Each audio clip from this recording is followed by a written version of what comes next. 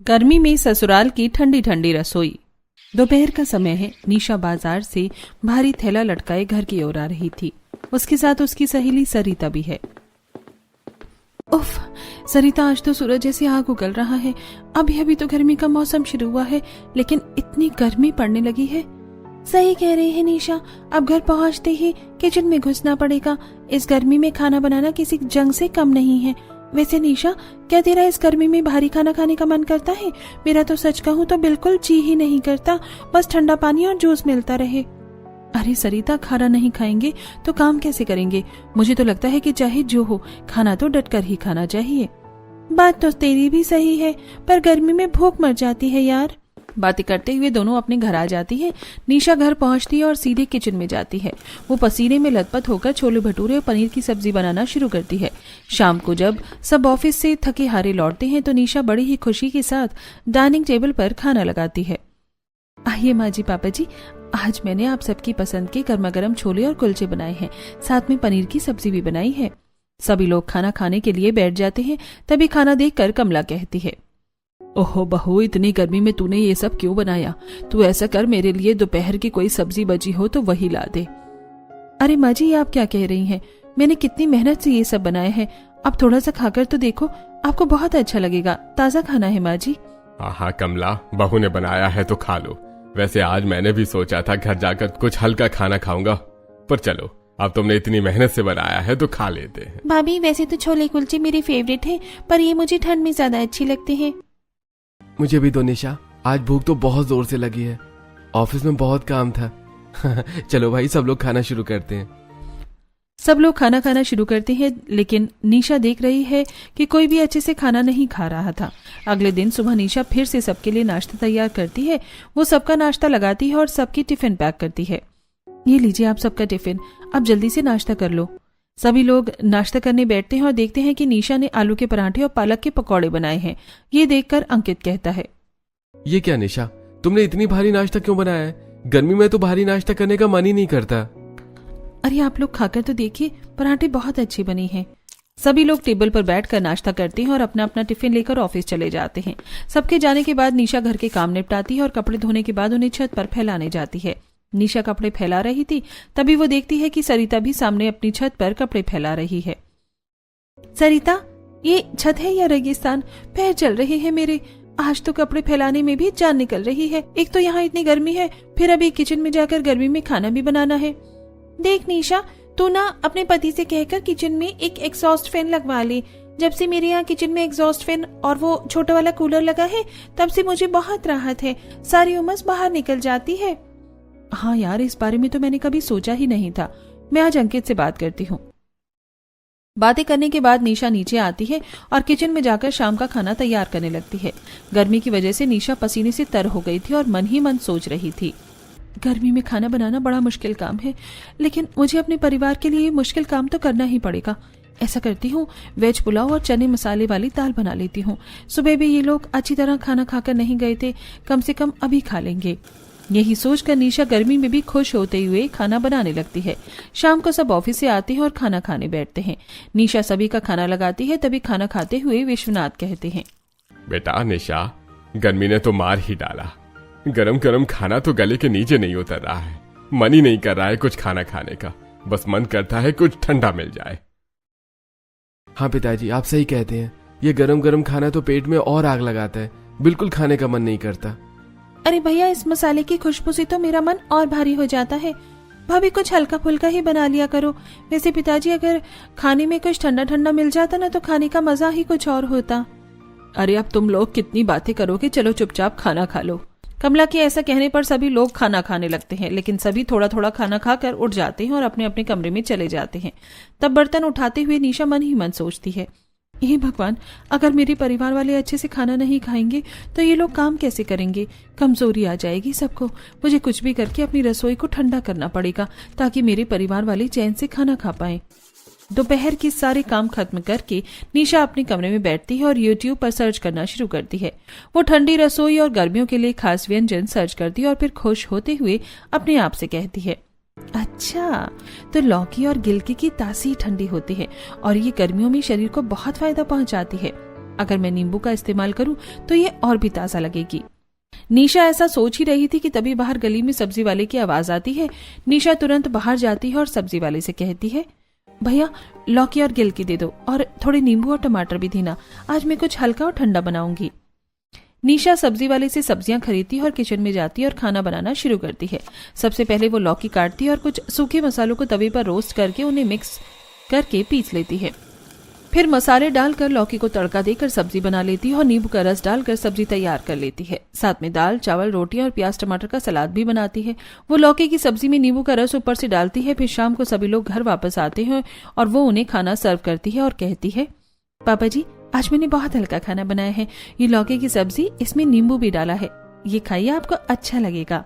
बेटा सब्जी तो तासीर में ठंडी है पर खाना तो फिर भी गर्म ही है ना।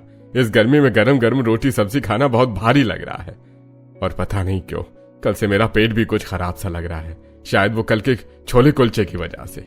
ऐसा कहकर विश्वनाथ और बाकी सभी लोग खाना खाना शुरू करते हैं, लेकिन कोई भी बहुत अच्छी तरह से खाना नहीं खाता। तब निशा कहती है, ओह पापा जी मुझे लगा था आप लोगों को ये पसंद आएगा, पर आपने तो सिर्फ एक रोटी खाई। भाभी मसाले तो कम है पर कुछ और कमी लग रही है, ऐसा लग रहा है कुछ ठंडा मिल जाता तो खाने का मजा ही आ जाता। हाँ मानसी, बस ऐसा लग रहा है कि ठंडा पानी पी लूं। सभी लोग खाना खाना शुरू करते हैं। पहले की अपेक्षा आज वो लोग 2-2 रोटी खाते हैं। तब निशा मन ही मन सोचती है, चलो अच्छा है आज मैंने इतनी मेहनत करके खाना बनाया है तो सब लोगों ने फिर भी खा ही लिया, लेकिन मुझे अपनी रसोई को और ठंडा करना होगा ताकि मेरे परिवार वाले अच्छी तरह से खाना खा सके। वैसे भी सभी लोग बाहर जाते हैं, पेट अच्छे से नहीं भरेगा तो काम कैसे करेंगे। ऐसा सोचते हुए निशा डाइनिंग से बर्तन उठाती है और रसोई में जाकर सारा काम खत्म करती है। फिर अपने कमरे में जाकर आराम करती है। अगले दिन सभी के जाने के बाद फिर निशा अपने आप से कहती है, ऐसा करती हूँ आज फिर YouTube पर ठंडी रसोई सर्च करती हूँ। ऐसा कहकर वो YouTube में ठंडी रसोई सर्च करना शुरू करती है। वो देखती है कि गर्मियों में गरम मसालों की जगह कुछ ठंडे मसालों का इस्तेमाल करना चाहिए। ऐसे ही शाम हो जाती है। निशा किचन में जाती है और खाना बनाना शुरू करती है। निशा को काफी गर्मी लग रही थी और वो बार बार पसीना पहुंच रही थी। साथ ही वो मन ही मन सोच रही थी, हे भगवान इतनी गर्मी में किचन में मेरा तो 2 मिनट भी खड़े रहने का मन नहीं करता, लेकिन खाना तो बनाना ही पड़ेगा। तभी कमला रसोई के दरवाजे पर आकर खड़ी होती है और देखती है कि निशा गर्मी में कितनी परेशान होकर खाना बना रही थी। वो मन ही मन सोचती है, हे भगवान कितनी गर्मी है, बेचारी मेरी बहू इतनी गर्मी में भी इतना समय किचन में रहकर हम लोगों के लिए अच्छा खाना बनाती है ताकि हम पेट भरकर खा सके, और एक हम हैं कि अपनी ही चिंता में खोए रहते हैं। अब मैं बहू को कैसे बताऊं कि अभी घर के सभी लोग कितने ज्यादा परेशान हैं। ऐसा सोचते हुए कमला वहां से चली जाती है। इधर निशा जीरा, सौंफ और धनिया को भूनकर एक खास पाउडर तैयार करती है। वो गिलकी और टमाटर की चटनी बनाती है और उस पर ये मसाले छिड़कती है। शाम को सभी लोग आते हैं तो निशा सभी के लिए खाना परोसती है। खाना देखकर विश्वनाथ कहते हैं, अरे वाह, आज तो मसाले हट गए तो खाना थोड़ा ठीक लग रहा है। आज तो मेरा थोड़ा खाने का मन भी कर रहा है। स्वाद बहुत अच्छा है बहू। सच में पापा जी मुझे बहुत खुशी हुई, और सब्जी लीजिए ना। हाँ निशा, आज वाकई हल्का लग रहा है, तुमने बहुत अच्छा दिमाग लगाया, लेकिन रोज रोज अगर तुम ये ठंडी ठंडी सब्जियां खिलाओगी तो हम बोर हो जाएंगे। अंकित सही कह रही हैं, मुझे सब्जियों के अलावा अपनी ठंडी रसोई में कुछ और भी शामिल करना होगा जिससे ये लोग पूरी तरह संतुष्ट हो सके। आखिर रसोई को ठंडा बनाना और अपने परिवार का पेट भरकर खाना खिलाना भी तो मेरी ही जिम्मेदारी में शामिल है। अगले दिन दोपहर का समय है। निशा अपने कमरे में लेटी हुई किचन में कुछ नया करने का सोच रही थी। तभी उसकी सहेली सरिता का फोन आता है। हेलो सरिता, कैसी है तू? मैं तो ठीक हूँ, पर तू आजकल कहाँ गायब है? न बाहर दिखती है और न ही फोन उठाती है। क्या बताऊं यार, सारा दिन किचन में और घर की सफाई में निकल जाता है। घर में इतनी है कि फोन हाथ में रखने का भी मन नहीं करता, बस काम खत्म हो और पंखे के नीचे बैठूं। हाँ यार वो तो है, पर मैं तो अभी मस्त ठंडी ठंडी बूंदी का रायता पी रही हूँ। इसे बनाकर मैंने 2 घंटे पहले फ्रिज में रख दिया था। ये इतना ठंडा हो गया है कि पीने में मजा आ जाता है। इससे शरीर को जो ठंडक मिलती है उसका कोई जवाब ही नहीं। बूंदी का रायता? अरे हाँ, ये तो मैंने सोचा ही नहीं। रायता तो गर्मियों के लिए अमृत है। थैंक यू सरिता, तूने बहुत अच्छा आइडिया दिया। आज मैं सभी के लिए बूंदी का रायता ही बनाऊंगी। अब निशा तुरंत घर से निकलती है और पास वाली किराने की दुकान पर जाकर दही लेकर आती है। अब किचन में जाकर दही को एक बर्तन में निकालकर उसे बीटर से अच्छी तरह फेंटती है। फिर डिब्बे से बूंदी निकालकर उसमें डालती है और अपना बनाया हुआ मसाला भी उस पर छिड़क देती है। साथ में काला नमक और हरी धनिया भी डालती है और फिर उसे फ्रिज में रखते हुए अपने आप से कहती है, आज तो सभी लोग रायता देखकर बहुत खुश हो जाएंगे और पेट भरकर खाना खाएंगे। यही सोचकर निशा खाना बनाना शुरू करती है। वहाँ खाने में दाल चावल आलू पालक की सब्जी रोटी और धनिया टमाटर की चटनी बनाती है। रात को जब सब डाइनिंग टेबल पर बैठते हैं तो रायता देखकर सबके चेहरे खिल जाते हैं। कमला कहती है, अरे वाह बहू, आज तो तूने रायता बनाया है, ये देखकर ही मन ठंडा हो गया। भाभी ये रायता तो बहुत जबरदस्त बना है, मैं तो आज रोटी रायते से ही खा लूंगी। सच में बहू, आज तो मजा आ गया। तुमने बहुत अच्छा दिमाग लगाया। रायते ने खाने का स्वाद बढ़ा दिया और गर्मी का एहसास कम कर दिया। निशा, कल मेरे टिफिन में भी तुम बूंदी का रायता ही रख देना। दोपहर की गर्मी में ऑफिस में ये खाकर मन ठंडा हो जाएगा। जरूर अंकित, मुझे बहुत अच्छा लगा कि आप सबको ये पसंद आया। अगले दिन घर पर विश्वनाथ की बड़ी बहन अपनी बहू के साथ घर आती है। निशा ने बहुत मेहनत से सबके लिए खाना बनाया है। बातें करने के बाद सभी लोग खाना खाने बैठते हैं। खाना देखकर बुआ जी की बहू धीरे से बुआ जी से कहती है, माँ जी खाना तो ठीक है, पर हमारे यहाँ जैसा माहौल नहीं लग रहा। गर्मी बहुत लग रही है यहाँ, और इस गर्मी में यहाँ हमें छाछ भी नहीं मिल रही। बुआ जी, आप लोग क्या बातें कर रहे हैं? अगर खाने में कोई कमी है तो मुझे बताइए ना। नहीं बेटा, कमी नहीं है, बस मेरी बहू कह रही थी कि गर्मियाँ इतनी पड़ रही हैं तो हम तो सुबह सुबह मही की छाछ का रायता पीते हैं। उसमें काला नमक और भुना हुआ जीरा डाल देते हैं। उसे पीने से दिन भर भूख भी अच्छी लगती है और गर्मी भी नहीं सताती। अरे ये तो बहुत अच्छी बात है, मैं कल ही मही मंगाती हूँ और मही की छाछ बनाती हूँ।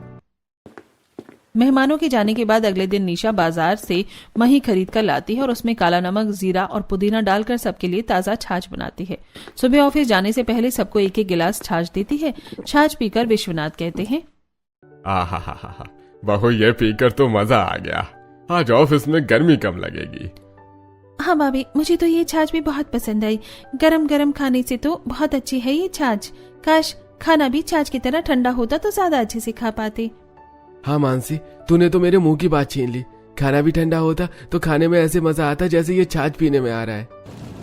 बातें करने के बाद सभी लोग ऑफिस चले जाते हैं। तब निशा अपनी सास से कहती है, माँ जी देखिए, ये छाछ बच गई है, चलिए ना हम सरिता को थोड़ी सी छाछ दे आते हैं। निशा अपनी सास के साथ सरिता के घर जाती है। सरिता अपनी रसोई में काम कर रही थी। निशा सरिता को छाछ देती है और कहती है, सरिता, मैंने ये छाछ बनाई थी तो तेरे लिए भी ले आई हूँ, इसे पी लेना। वैसे तेरी रसोई काफी ठंडी लग रही है। हाँ निशा, मेरी रसोई में एग्जॉस्ट फैन और छोटा कूलर जो लगा है, जब से ये सब लगा है तब से मुझे भी रसोई में खाना बनाने में थोड़ा आराम रहता है। थोड़ी देर बातें करने के बाद निशा अपने घर वापस आ जाती है। रसोई में जाकर काम करते हुए मन ही मन सोचती है, सभी लोग कह रहे थे कि खाना ठंडा होता तो खाने में मजा आ जाता। ऐसा करती हूँ कि आज खाना भी अभी बनाकर रख देती हूँ, शाम तक ठंडा हो जाएगा और ये लोग सब अच्छे से खाना खा पाएंगे। यही सोचकर निशा सबसे पहले गंदे बर्तनों को धोती है और रसोई साफ करती है। फिर वो शाम के लिए खाना बनाने लग जाती है। तभी कमला वहां आती है और निशा को खाना बनाते देखकर कहती है, अरे निशा, तूने अभी अभी तो खाना बनाकर सबको खिलाया है और अब तू फिर से खाना बनाने लगी। तुझे गर्मी नहीं लग रही क्या किचन में? जा जाकर आराम कर ले। माँ जी, सभी लोगों को गर्म खाना पसंद नहीं आता तो सोच रही हूँ कि अभी से ही खाना बनाकर रख दूं ताकि शाम तक ठंडा खाना हो जाए और सभी लोग अच्छे से खा पाएं। आप चिंता मत कीजिए, मैं खाना बनाकर आराम कर लूंगी।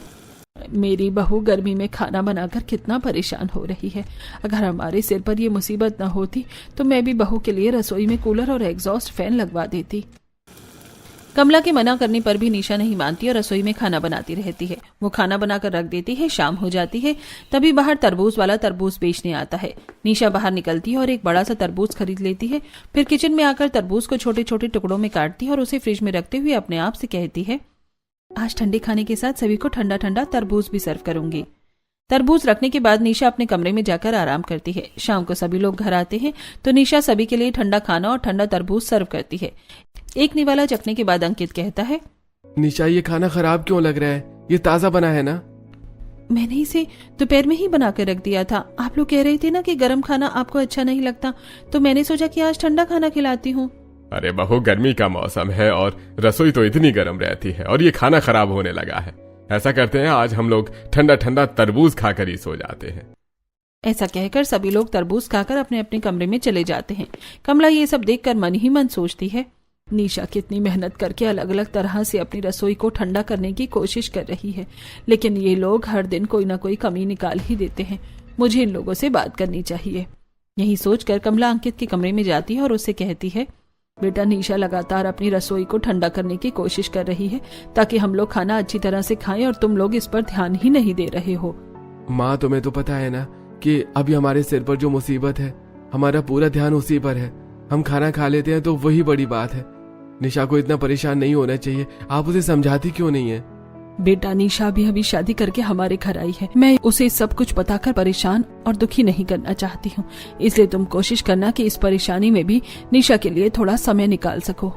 बातें करने के बाद कमला अपने कमरे में चली जाती है। अगले दिन शाम को जब सभी लोग खाना खाने बैठते हैं तो निशा फ्रिज से निकालकर ठंडा ठंडा खाना सभी को सर्व कर देती है। उसने खाना पहले ही बनाकर फ्रिज में रख दिया था ताकि वो ठंडा हो जाए और खराब ना हो। उसने फ्रिज में सलाद भी काट कर रख दिया था। आज मैंने खाना पहले ही बना दिया था ताकि वो बहुत गर्म ना हो, और ये रहा फ्रिज का ठंडा सलाद और खाना। निशा, फ्रिज में रखने से देखो रोटियां कितनी कड़ी हो गई हैं और चावल भी कितने कड़क हो गए हैं, दाल भी जम गई है। फ्रिज का रखा खाना कौन खाता है? हाँ भाभी, सिर्फ सलाद ही अच्छी लग रही है, ठंडी ठंडी। खाना तो कुछ ज्यादा ही ठंडा हो गया है। ऐसा कहकर सभी लोग जैसे तैसे खाना खाते हैं और अपने अपने कमरे में चले जाते हैं। कुछ दिन बाद मोहल्ले की पड़ोसन वैशाली आती है और कहती है, कमला, कल मेरे पोते का जन्मदिन है, तो अपने परिवार के साथ जरूर आना। हाँ वैशाली, हम लोग जरूर आएंगे। वैशाली के जाने के बाद निशा अपनी सास से कहती है, माँ जी, मोहल्ले में पार्टी है, अगर पूरा परिवार चलेगा तो बहुत अच्छा लगेगा, हम सबका मन बदल जाएगा। ठीक है बहू, शाम को सबसे बात करेंगे। शाम को सभी लोग घर आते हैं और विश्वनाथ कहते हैं, बहू, आजकल तू ठंडे ठंडे व्यंजन बनाती है तो खाना खाने का मन भी करता है। आज क्या बनाया है? जल्दी से लगा दे, भूख लग रही है।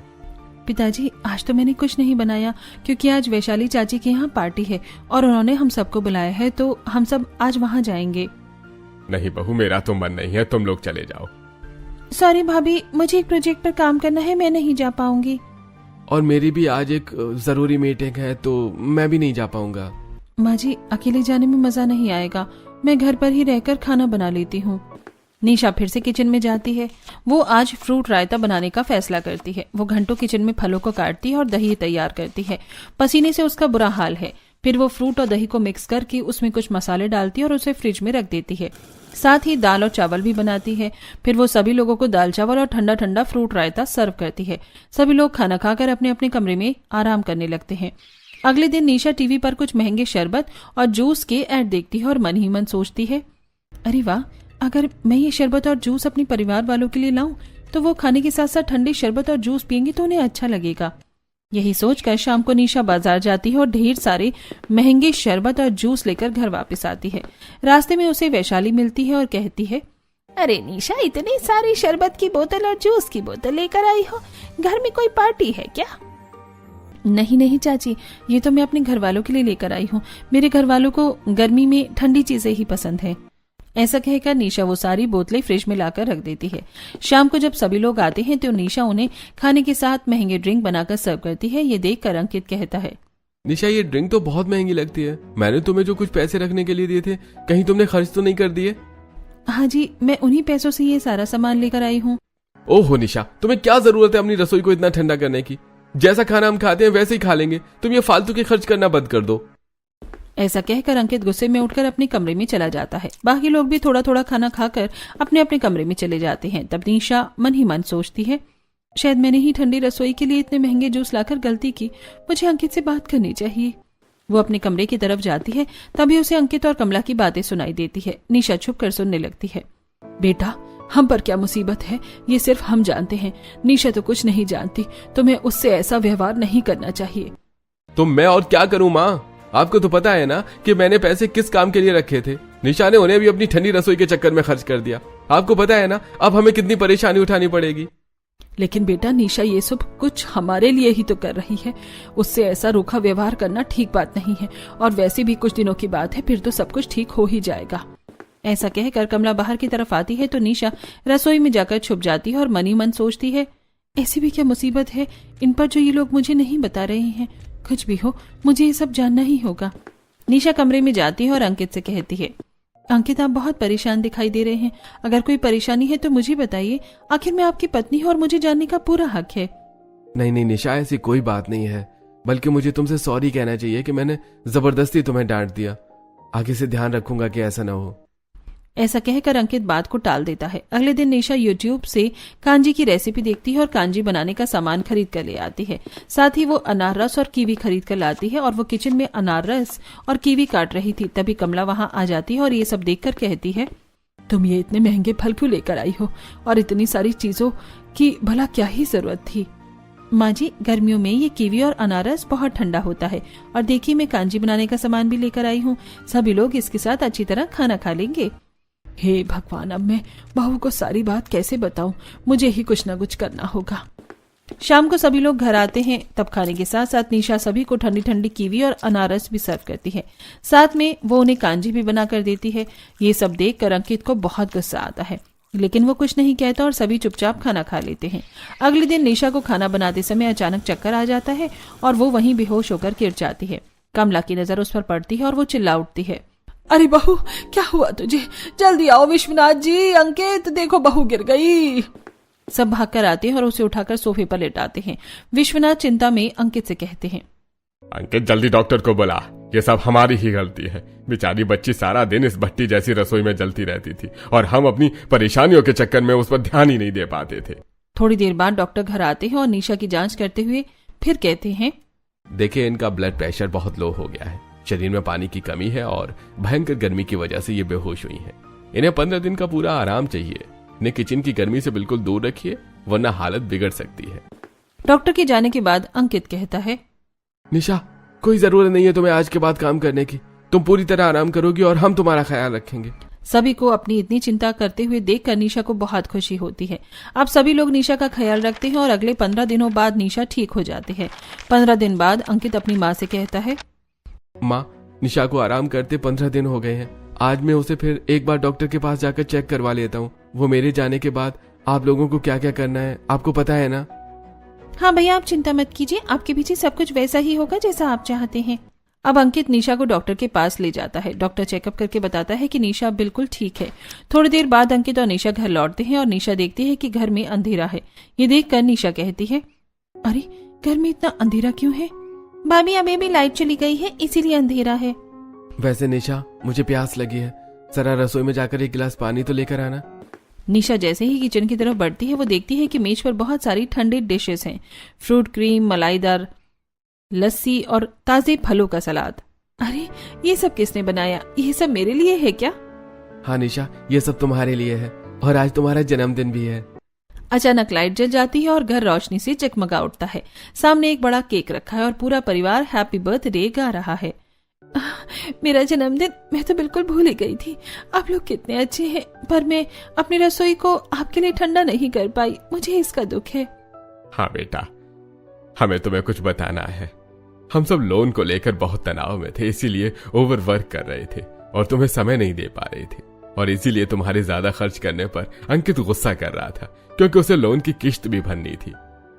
पर आज तुम्हारा जन्मदिन है और खुशखबरी ये है कि लोन पूरा खत्म हो गया है। और ये देखो निशा, आज ही मेरा प्रमोशन लेटर भी आया है। ये रहा तुम्हारा असली गिफ्ट। अब हमारी सारी मुश्किलें खत्म हो गई हैं। ये तो बहुत अच्छी खबर है। अब निशा खुश होकर केक काटती है और सभी को खिलाती है।